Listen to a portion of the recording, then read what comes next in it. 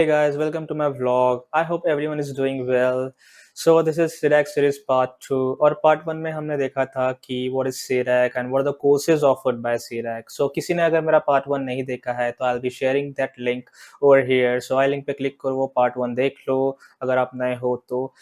अगर आपको पता है what is CDAC and what are the courses आपने पहले से डिसाइड करके रखे हैं तो still you can continue this video. That being said, let's start our CDAC series part 2.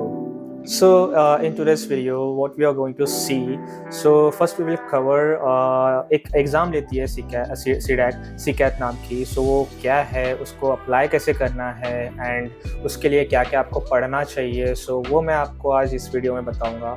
Second team हम लोग कवर करने वाले हैं कि after completing this CCAT examination, so एक रैंकिंग दी जाती है CDAC की तरफ से. तो वो रैंकिंग के बेसिस पे आपको कॉलेजेस चूज़ करने होते हैं. So what are the good colleges out there, आपके कोर्स के लिए कौन सा अच्छा कॉलेज रहेगा, आपके रीजन के हिसाब से, आपके कंफर्ट के हिसाब से कैसा आपको कॉलेज चूज़ करना है, तो वो मैं आपको डिटेल में बताऊंगा. So that's being said, let start our first topic which is what is CCAT examination. So CCAT examination ये एक एंट्रेंस एग्ज़ाम है जो CDAC लेती है हर साल to sort out the students, because काफ़ी ज़्यादा अप्लीकेशन CDAC के पास में आती है. तो उसके लिए उन्होंने ये एक रास्ता निकाला है एंट्रेंस एग्ज़ाम का. सो ये साल में 4 बार होती है, 2 अटेम्प्ट्स फॉर ईच इंटेक. सो इनका जो इंटेक होता है, पहला इंटेक होता है इनका फरवरी में, दूसरा इंटेक होता है इनका सितंबर में. जो फरवरी का इंटेक होता है उसके लिए जो 2 एंट्रेंस एग्ज़ाम होती है वो प्रीवियस ईयर के दिसंबर महीने में होती है, एंड जो सितंबर का इंटेक होता है उसके लिए जून मंथ में होती है. सो ये जो 2 इंटेक मैं आपको बता रहा हूँ ये दोनों ही सिमिलर टेस्ट्स होती है. जस्ट स्टूडेंट्स कभी कभी दोनों एग्ज़ाम्स में बैठते हैं ताकि अगर फर्स्ट एग्ज़ाम में उनका रैंक अच्छा नहीं आया तो वो सेकेंड एग्ज़ाम का रैंक दिखा के कॉलेजेस चूज़ करते हैं. हम लोग CCAT एग्जामिनेशन को थोड़ा डिटेल में पढ़ते हैं. So let's go to the website and check the information. So we are back to the CDAC website. इसका इंटरफेस थोड़ा सा चेंज हुआ है. पार्ट 1 में जो हमने कवर किया था इसको तो थोड़ा सा डिफरेंट था, बट ऑप्शन सेम है, सिमिलर है. आपको एजुकेशन ट्रेनिंग में आना है, बाद में PG डिप्लोमा कोर्सेस चूज़ करना है, then you will land over this page. So जब आप CCAT एग्जामिनेशन में क्लिक करते हो तो आपको सारी इन्फॉर्मेशन रिलेटेड टू CCAT यहाँ पे मिल जाती है. जब भी एग्ज़ाम होगी या फिर जब भी एग्ज़ाम के फॉर्म निकलेंगे तो आपको उसका डेट वगैरह सब यहाँ पे आपको मेंशन किया जाएगा. जो एग्जामिनेशन का फॉर्म का लिंक है या तो आपको नोटिफिकेशन में यहाँ पे आ जाएगा या फिर यहाँ पे आपको दे दिया जाएगा. सो काफ़ी इजी है, कुछ ज़्यादा ऐसा हार्ड प्रोसेस नहीं है. CCAT एग्जामिनेशन का जो टेस्ट पेपर है उसको 3 सेक्शन में डिवाइड किया गया है इन लोगों ने. अभी section A, section B, section C क्या है. सो सेक्शन A और सेक्शन B और सेक्शन C ये डिपेंड करता है आपके कोर्स के ऊपर कि आपने कौन सा कोर्स चूज़ किया है. सो आपको कौन से सेक्शंस आपको अटेम्प्ट करने हैं. सो अगर हम कोर्स लिस्ट देखें तो इन्होंने 3 कैटेगरी में कोर्सेज को डिवाइड किया है, कैटेगरी 1, कैटेगरी 2 और कैटेगरी 3. सो कैटेगरी 1 में जो कोर्स आता है वो आता है PG diploma in geo informatics, जिसमें आपको सिर्फ सेक्शन A स्टडी करना होगा. अगर कोई जियो इन्फॉर्मेटिक्स के लिए ऑप्ट कर रहा है तो उनको सिर्फ सेक्शन A प्रिपेयर करना पड़ेगा. दूसरा कैटेगरी आता है आपको section A plus section B आपको प्रिपेयर करना होगा. देन सेक्शन 3 में जो कोर्सेज आते हैं वो embedded systems, VLSI design, robotics, ये सारे कोर्सेज जो है वो कैटेगरी 3 में आते हैं, जिसमें आपको section A, section B plus section C भी आपको प्रिपेयर करना होगा. So section A, section B और सेक्शन C का जो सिलेबस है वो हम लोग देखते हैं कि आपको कैसा प्रिपेयर करना है. सो सेक्शन A में इन लोगों ने इंग्लिश, क्वांटिटेटिव एप्टीट्यूड और रीजनिंग ये तीनों चीज़ें टॉपिक्स रखे हैं सेक्शन A में. सो ये 1 घंटे का एग्ज़ाम होगा. इसमें जो इसमें जो टेस्ट होती है वो टाइम वाइज होती है. मतलब सेक्शन A अगर आपका अभी है और आपका सेक्शन B भी है उसी दिन तो आपको 15 मिनट का कुछ टाइम दिया जाता है. उसके बाद में आपका सेकेंड पेपर होता है. आई डोंट नो कि अभी कितने मिनट का टाइम दिया जाता है, बट मेरे टाइम पे 15 मिनट हमको दी जाते थे एक सेक्शन होने के बाद में दूसरे सेक्शन के लिए. 1 घंटे का पेपर होता है। उसके बाद में सेक्शन बी में आपको computer fundamental, C programming, data structure, object oriented programming concepts, operating systems, ये सारी चीज़ें पढ़नी होती है। इसको आपको ऐसा कोई एडवांस चीज़ें नहीं पढ़नी है जो आपने अपने बैचलर्स डिग्री में जो आपने स्टडी किया होगा, बस वही सब्जेक्ट्स उतना ही बेसिक आपको इसके बारे में पढ़ना है। आपको ऐसा डिटेल में कुछ अलग से नहीं पढ़ना है। सेक्शन सी में आपको कंप्यूटर आर्किटेक्ट, डिजिटल इलेक्ट्रॉनिक्स और माइक्रो प्रोसेसर जो है ये आएगा। सो सारे के सारे जो सेक्शन है वो 1-1 घंटे के रहेंगे और सेम डे होता है। बस उसके बीच में कुछ आपको गैप मिलेगी थोड़ा सा प्रिपेयर होने के लिए एग्ज़ाम के लिए। बाद में उसके लिए जो रेफरेंस बुक्स है आपको उसके जो थोड़े नाम दिए गए हैं कि कौन से बुक्स से आप पढ़ सकते हो पर्टिकुलर चीज़ें। अगर आप क्लासेस लगाते हो, सीकेट के क्लासेस भी होते हैं जैसे सनबीम हो गया, तो सनबीम फेमस है फॉर सीकेट क्लासेस। तो इसके क्रैश कोर्सेज होते हैं, इसके क्लासेस होते हैं, तो आप सनबीम में कॉल करके आप पूछ सकते हो कि अगर जब भी आपका इंटेक रहेगा उसके लिए क्लासेस कब स्टार्ट होंगे। सो वो आपको ये सारी इन्फॉर्मेशन वहाँ पे भी बताएंगे। अगर आपको क्लासेस थ्रू नहीं करना तो आप ऑनलाइन भी पढ़ सकते हो, खुद से भी सेल्फ स्टडी कर सकते हो। इतना कोई हार्ड एग्ज़ाम आता नहीं है। There is one more thing, जब भी आप टेस्ट पेपर सॉल्व कर रहे हो, सो अगर आपको क्वेश्चन का आंसर प्रॉपर्ली पता है तभी उस क्वेश्चन को अटेम्प्ट करो, या फिर अगर आपको पता है प्रॉपर्ली कि वो क्वेश्चन कैसे सॉल्व करना है तभी उस क्वेश्चन को अटेम्प्ट करना, बिकॉज इसमें नेगेटिव मार्किंग होती है। अगर आपका आंसर सही रहा तो आपको +3 मिलेगा, अगर आपका आंसर अगर गलत रहा तो आपका -1 होगा। सो मेक श्योर कि you are very confident about the answer, तभी वो क्वेश्चन को अटेम्प्ट करो, क्योंकि एक मार्क के वजह से भी आपका जो रैंक है वो काफ़ी नीचे खसक सकता है। सो इसका ध्यान रखना। आफ्टर गिविंग द एग्ज़ाम कुछ दिनों में आपका रिजल्ट आ जाएगा और आपके मार्क्स के अकॉर्डिंग आपको रैंकिंग प्रोवाइड की जाएंगी। उस रैंकिंग के बेसिस पे आपको कॉलेजेस चूज़ करने हैं। तो 2 काउंसलिंग्स होते हैं। फर्स्ट काउंसलिंग में आपको अपने कॉलेजेस चूज़ करने होंगे। सेकंड काउंसलिंग के लिए आप जा सकते हो अगर आपको फर्स्ट काउंसलिंग में कॉलेज अलाउड नहीं होता है। सो कॉलेजेस को कैसे चूज़ करना है, आपके कोर्स के हिसाब से कौन सा कॉलेज अच्छा रहेगा, so let's check it out. So there are total 23 colleges of CDAC in India. उसमें कुछ गवर्नमेंट कॉलेजेस है, कुछ प्राइवेट कॉलेजेस है। अब इट डिपेंड्स ऑन कोर्स कि आप लोग कौन सा कोर्स चूज़ कर रहे हो, तो आपके पास में कितने कॉलेजेस के ऑप्शंस अवेलेबल है। बिकॉज जो सिर्फ डैक कोर्स है वो सारे कॉलेजेस में अवेलेबल है, बिकॉज ये सबसे पहला कोर्स है जो स्टार्ट हुआ था और ऑलमोस्ट ऑल सेंटर्स में अवेलेबल है। बट द थिंग इज़ कि जो बाकी के कोर्सेज है जैसे DTs हो गया, DBTA हो गया, ये कुछ गिने चुने कॉलेजेस में ही अवेलेबल है। अगर आप स्पेशलाइज कोर्स के लिए ऑप्ट कर रहे हो तो आपके पास में ऑप्शंस थोड़े से लिमिटेड होंगे। डिपेंड करेगा कि आपको किस रीजन में आप कॉलेज ढूंढ रहे हो। जैसे फॉर एन एग्जांपल, जब मैं कॉलेज ढूंढ रहा था तो मेरा जो आता है वो सेंट्रल इंडिया का रीजन आता है। सो सेंट्रल इंडिया में मुंबई और पुणे, ये 2 सिटीज़ है जहाँ पे अच्छे कॉलेजेस हैं। मोस्टली लोग पुणे इसलिए चूज़ करते हैं, they don't go for Mumbai, because accessibility Pune में अच्छी है, कंफर्टेबल लगता है। मुंबई के लोग जो है, मुंबई जो लोकलाइट है मुंबई के, वो लोग ज़्यादातर मुंबई ही प्रेफर करते हैं बिकॉज उनको ज़्यादा तकलीफ़ नहीं होती। मुंबई के कॉलेजेस भी काफ़ी अच्छे हैं, बट द थिंग इज़ कि जब आप मुंबई के कॉलेजेस चूज़ करते हो तो आपको रहने का थोड़ा सा इशू होता है, बिकॉज मुंबई में सब कुछ मिल जाएगा, आपको खाना अच्छे से मिल जाएगा, सब कुछ मिल जाएगा, बट आपको रूम मिलना थोड़ा सा मुश्किल हो जाता है एंड ट्रैवलिंग का प्रॉब्लम बहुत ज़्यादा होता है। तो जनरली ये प्रिफर्ड होता है कि आप कॉलेजेस के पास ही रूम लो, और कॉलेजेस ऐसे जगह पे है जहाँ पे रूम्स काफ़ी कॉस्टली है। सो ये थोड़ा सा आपको फिर बेयर करना पड़ेगा अगर आप मुंबई के कॉलेजेस लेते हो। तो this is the issue with Mumbai, but आप पुणे के ऑप्शंस के साथ में जा सकते हो ऑब्वियसली। बट आपके पास में पुणे का ऑप्शंस निकल गया, अगर आपकी रैंकिंग ऐसी है कि आपको पुणे के कॉलेजेस नहीं मिल रहे, तो definitely you can go with the Mumbai colleges अभी आपको कैसे चूज़ करने हैं अकॉर्डिंग टू द रीजन। अगर आपका कोर्स सारे कॉलेजेस में अवेलेबल है तो अकॉर्डिंग टू योर कन्वीनियंस आप कोई भी कॉलेज चूज़ कर सकते हो अकॉर्डिंग टू योर रीजन। जैसे अगर आप दिल्ली से हो तो आप नोएडा का कॉलेज चूज़ कर सकते हो ऑब्वियसली। आप साउथ के हो तो आप बेंगलोर का KP चूज़ कर सकते हो, काफ़ी अच्छा कॉलेज है।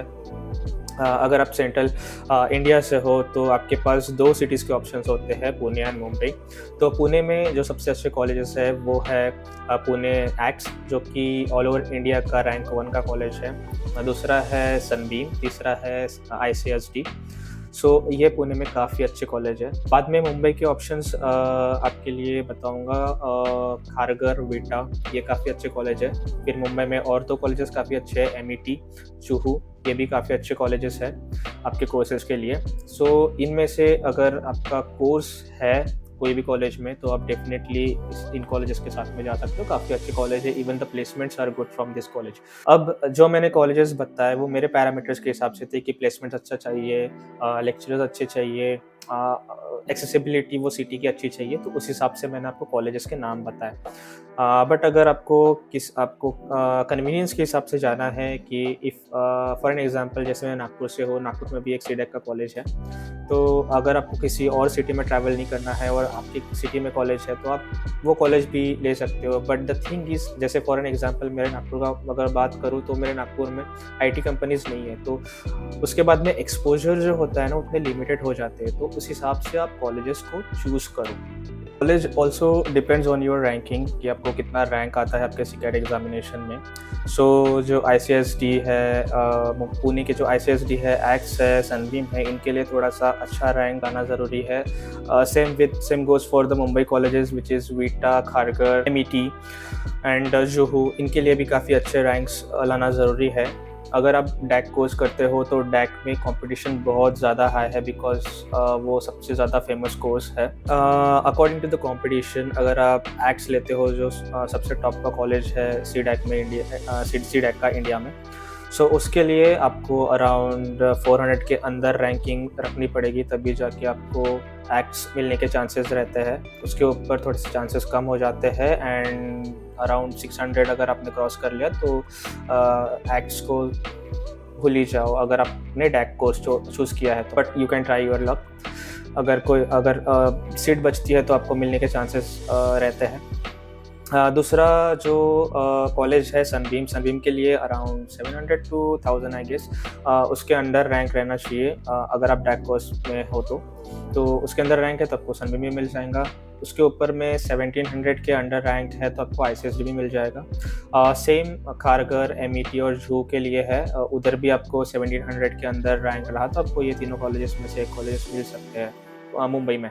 देन अगर आपका कोर्स डीबीडीए है, डीबीडीए भी सेकंड मोस्ट फेमस कोर्स है, सो इसके लिए भी थोड़ा कंपटीशन होता है। तो अगर आप एक्ट्स के लिए ऑप्ट करते हो तो एक्ट्स में भी आपको 700 के अंदर रैंक लाना पड़ेगा। 700 to 1000 के अंडर आप चांस लेके दे सकते हो। अगर 700 के ऊपर रैंक है तो थोड़े चांसेस कम रहेंगे, बट एक्ट्स 700 के अंदर है तो एक्ट्स मिलने के चांसेस थोड़े से बढ़ जाते हैं।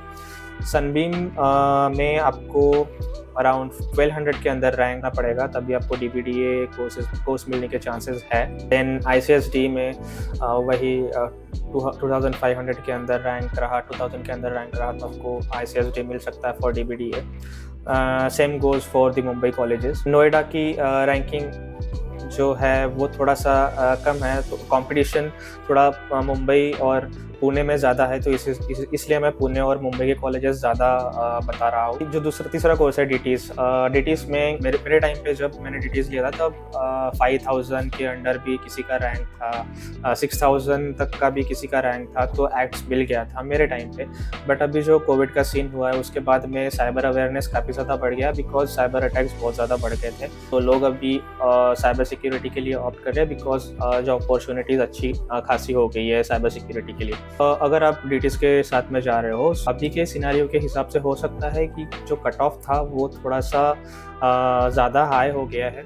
I mean high in the sense बढ़ नहीं गया, कम हो गया है। लाइक 3000 पे मिल जाता था, 6000 पे मिल जाता, तो हो सकता है कि अभी 2000 के अंदर आपको रैंक लाना पड़ेगा एक्ट्स के लिए, या 3000 के अंदर रैंक रखना पड़ेगा एक्ट्स के लिए। आप चांस लेके देख सकते हो। अगर आपका अगर रैंक तभी भी 2000 के अंडर है या फिर 3000 के अंडर है तो आपको एक्ट्स मिल जाएगा डीटीएस के लिए, नो डाउट। पढ़ाना सेम होता है, लेक्चरर्स ऑलमोस्ट सेम होते हैं हर जगह, सो आपको लेक्चर का टेंशन नहीं लेना है। टेंशन आपको लेना है मैनेजमेंट एंड प्लेसमेंट्स का। जब जॉब अपॉर्चुनिटीज़ आती है, so according to the city आपको एक्सपोजर मिलेगा। बिकॉज पुणे में कैसा है, Pune is IT hub. So Pune हो गया, बेंगलोर हो गया, मुंबई हो गया, तो they are IT hubs. Noida भी आईटी हब है। सो वहाँ पे एक्सपोजर काफ़ी अच्छा रहेगा। वहाँ के जो कंपनीज आएंगे, आपके पास ऑप्शंस काफ़ी ज़्यादा होंगे। बट अगर आप दूसरे कॉलेज के, लाइक नागपुर के कॉलेज के साथ में जाते हो, तो कंपनी एक्सपोजर वो थोड़ा सा कम मिलेगा आपको। So that's why I am saying कि कॉलेज थोड़ा सा अच्छा देखो। सो अभी हमारे पास टाइम बचा है। सो आई थॉट कि जो हमारा सेकेंड लास्ट टॉपिक था, what is the job assistance offered by CDAC, तो वो भी हम इसी वीडियो में कवर कर लेंगे। सीडैक का जो जॉब असिस्टेंस प्रोग्राम है, वो सीडैक के लास्ट मंथ में, 6th मंथ में आपको प्रोवाइड किया जाता है। मतलब 5 मंथ्स आपके सीडैक की स्टडी एंड उसका एग्ज़ाम, प्रोजेक्ट सबमिशन, ये सब चीज़ें होने के बाद में आपको एक एप्लीकेशन बताई जाएंगी जो इंस्टॉल करना पड़ेगा आपको फ़ोन में, एंड्रॉयड फ़ोन में, एंड उसके ऊपर आपको कंपनी के कॉल्स आएंगे। तो आपका जो परफॉर्मेंस होगा, परफॉर्मेंस बेसिस पे, और आपके जो प्रीवियस एकेडमिक स्कोर्स है और सीडैक के स्कोर्स मिला के एक रेज्यूमे तैयार होता है, जो रेज्यूमे सर्कुलेट होता है सारे कंपनीज जो भी सीडैक से टाइप है, सीडैक का जिससे भी जो भी कंपनीज के साथ में टाइप है। सो सीडैक का बहुत सारे कंपनीज के साथ में टाइप है। तो जैसे फॉर एन एग्जांपल, अगर आपका कॉलेज पुणे से है, तो पुणे के सारे कंपनीज, मतलब मोस्टली कंपनीज सीडैक ने कवर करके रखे हैं। सो ये जो आपका रेज्यूमे है, वो सारे कंपनीज के पास में जाता है, and according to their criteria, according to their requirement, आपको उस पर्टिकुलर एप्लीकेशन में कॉल आएंगे। अभी जो ये 1 मंथ का जो इन्होंने प्लेसमेंट डिसाइड किया है, ये बैचेस में कंपनीज को अलाउ करती है कॉल्स देने के लिए। मीन्स 7.5 lakhs के ऊपर के जो कॉल्स है, वो आपको फर्स्ट बैचेस में आएंगे। फिर देन उसके नीचे के जो कॉल्स है, लाइक 5 lakhs to 7.5 lakhs के जो कॉल्स है, उसके बाद के बैचेस में आएंगे। एंड देन उसके बाद के बैचेस में बिलो 5 lakhs के कॉल्स आएंगे। तो ऐसा लोगों ने डिवाइड करके रखा है बैचेस के अकॉर्डिंग कंपनीज को। जब तक आपकी जॉब नहीं लगती, 1 मंथ पूरा आपके पीछे डेडिकेटेड करती है सीडैक, आपको प्रॉपर प्रिपेयर करेगी कॉल के लिए। जब मेरा टाइम था, तब तो फिज़िकली सब स्टार्ट था। अभी मैंने सुना है कि लाइक मेरे जो फ्रेंड्स हैं, अभी जो सीडैक उन्होंने कंप्लीट किया है, तो उन्होंने आई गेस फिर से स्टार्ट किया आफ्टर कोविड कि फिज़िकली इंटरव्यूज़ होंगी। नहीं तो सब ऑनलाइन इंटरव्यूज़ अभी चालू थी कोविड के सीज़न में। जब मेरा टाइम था, तो वो एक पर्टिकुलर टेंडर डालते थे किसी पर्टिकुलर ओयो टाउन हाउस का या फिर कोई हॉल का, जहाँ पे सारी कंपनीज एक साथ विजिट करती थी। सो जब आपको कॉल आता है, तो पहला जो टेस्ट होता है, वो एप्टीट्यूड का होता है। डैक में एप्टीट्यूड, कॉन्स और ये सब चीज़ें होंगे। डिटीज में मेरे टाइम पे कॉन्स नहीं था, सिर्फ English test and technical test होती थी। वो क्लियर करने के बाद में आपके बाकी के कॉल्स अरेंज होते हैं।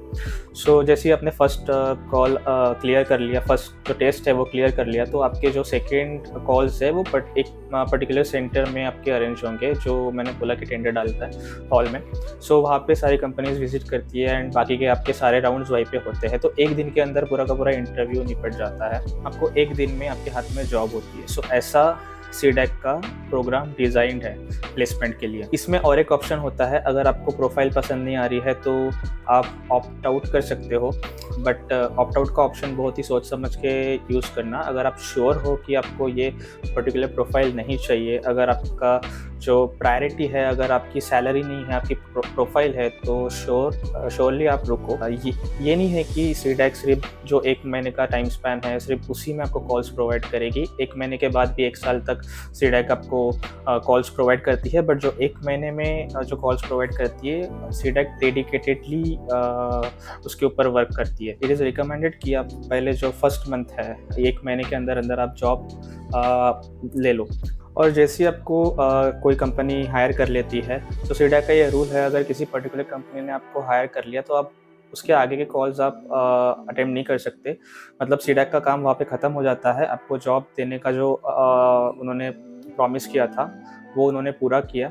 सो अगर आप बाहर से जॉब लेना चाहते हो, उसके बेसिस पे अगर आपको इतना सैलरी मिल रहा है, और उसके ऊपर अगर आप बाहर अपॉर्चुनिटी ढूंढना चाहते हो, तो obviously you can do that. But अगर आपके पास उतना एक्सपोज़र है तो ही आप बाहर वगैरह ढूँढो, अगर नहीं है तो you can go with the CDAC call as well, काफ़ी अच्छे प्रोफाइल्स आपको मिलेंगे। और हाँ, कंपनी का एक चीज़ मैं आपको बताना चाहूँगा कि कंपनी जो भी चूज़ करोगे, सो कंपनी के बारे में स्टडी करना, थोड़ा केवाईसी करना, क्योंकि बहुत से कंपनीज़ ऐसे होती है जो रिसेंटली स्टार्ट हुई होती है एंड फिर कुछ सालों बाद उनका दिवाला निकल जाता है। सो उसके बाद में वो जो भी एम्प्लॉइज़ को निकाल देते हैं या फिर एम्प्लॉइज़ का काफ़ी लॉस होता है, उसके बाद में फिर उनको जॉब फिर से ढूँढनी पड़ती है। सो ये सब चीज़ें नहीं होनी चाहिए, उसके लिए आप केवाईसी करो कंपनी का और उसके बाद ही एक्सेप्ट करो offer. So this is all about the placement assistant and it is the end of our today's video. अगर आपको कोई भी चीज़ समझ में नहीं आई या फिर कोई कुछ क्वेरीज़ है तो you can obviously reach out to me on my social media platforms which is LinkedIn and Instagram, या आप कमेंट बॉक्स में कमेंट भी दे सकते हैं। जितने जल्दी हो सके मैं उसको रिस्पॉन्ड करने की कोशिश करूँगा। अगर मेरे वीडियोज़ आप लोगों को अच्छे लग रहे होंगे तो please subscribe, like and share and मिलते हैं नेक्स्ट वीडियो में, जहाँ पे मैं अपना सीडेक के साथ का एक्सपीरियंस शेयर करूँगा। सो टिल देन सी या, टेक केयर।